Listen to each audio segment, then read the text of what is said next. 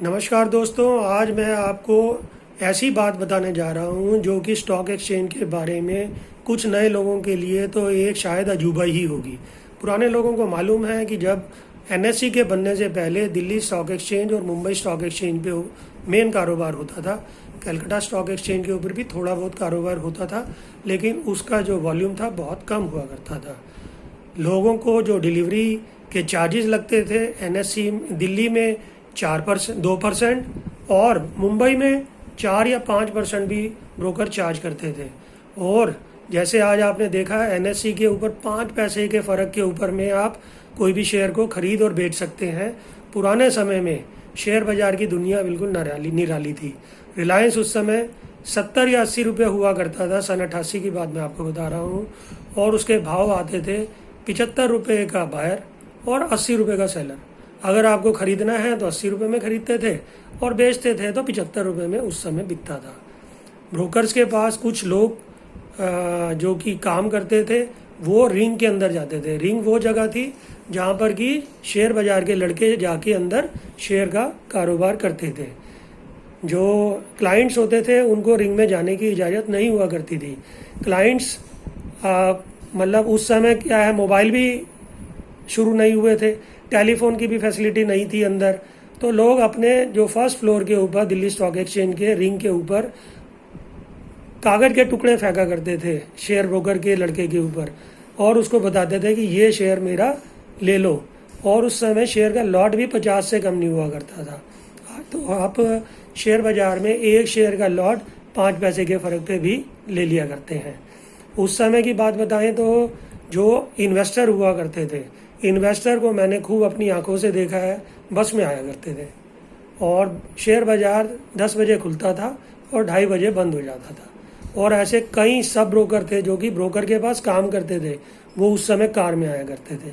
इसका रीज़न था क्योंकि वो अंदर जो रिंग में कारोबार करते थे, कई सौदे तो वो अंदर की अंदर ही लेके और बेच भी दिया करते थे। क्लाइंट को या ब्रोकर को पता ही नहीं लगता था।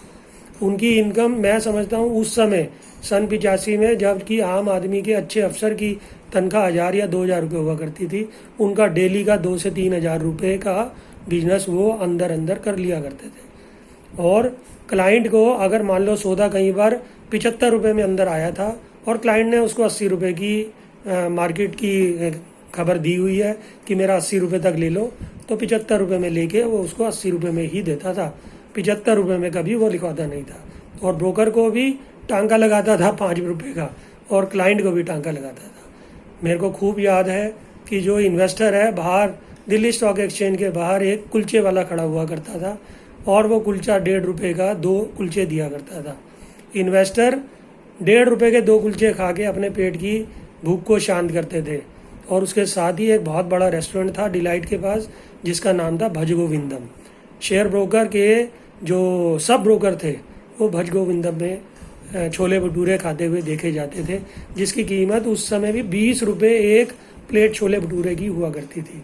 तो अब आप सोच सकते हैं कि उस समय के जो शेयर ब्रोकर्स हैं उन्होंने कितना पैसा कमाया होगा। आज की डेट में तो सब चीज़ें चेंज हो गई हैं।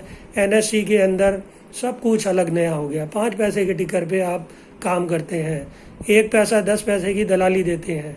और अगर पहले की बात बताऊं, एक बार की बात है, मुझे हंसी भी आती है आपको बताते हुए। मैंने एक शेयर 1000 शेयर खरीदे थे और उसकी जब डिलीवरी 1 हफ्ते के बाद आई तो शायद आपको जान के ताजुब होगा, उसके अंदर 400 सर्टिफिकेट्स थे। कई शेयर की डिलीवरी उसके अंदर 2-2 शेयर की भी थी। और वो बंडल जब मैं लेके आया था तो घर वालों ने पूछा था कि ये रद्दी कहाँ से लेके आए हो। मैंने कहा ये रद्दी नहीं है, इसके अंदर मेरे 40,000 रुपये लगे हुए हैं। तो अब तो क्या है कि शेयर बेचना और ख़रीदना बहुत आसान है। डीमैट में आ जाते हैं, डीमैट से बिक जाते हैं। पहले क्या होता था, शेयर की डिलीवरी बाउंस हो जाती थी, लोग गलत साइन करके शेयर की डिलीवरी दे दिया करते थे। ट्रांसफ़र के लिए भेजते थे, ट्रांसफ़र से बिना ट्रांसफ़र हुए वापस आ जाते थे। तो अब ये सब चीज़ें ख़त्म हो चुकी हैं। बोनस राइट सब आपके डीमैट शेयर से संबंधित है। पुराने शेयर में लोग शेयर कम बोनस के टाइम में बेच दिया करते थे, गलत साइन करके दे देते थे। आप जब ट्रांसफ़र के लिए भेजते थे आपके पास ट्रांसफ़र होके ही नहीं आते थे और वो शेयर और राइट पुराने ही अकाउंट में जो जिसने शेयर आपको बेचे थे उसको मिल जाता था। फिर बाद में खूब लड़ाई झगड़े होते थे। लेकिन भारत सरकार के अथक प्रयासों से जब से NSE बनी है तब से शेयर बाज़ार का जो कारोबार बिल्कुल बदल गया है और ये अब कस्टमर फ्रेंडली हो गया है। और भी इस तरह की वीडियोस मैं आपको और भी पेश करता रहूँगा। अगर आपको वीडियो की कोई जानकारी अच्छी लगी हो तो एक छोटा सा लाइक दे दें, वीडियो को शेयर करें और सब्सक्राइब करने के लिए चैनल आपको मिला हुआ है, आप इस चैनल को सब्सक्राइब कर लें ताकि हमें भी आगे से प्रोत्साहन मिले, हम आपको और अच्छे अच्छे वीडियोस बना के आपके इसी चैनल के माध्यम से आपको देते रहें।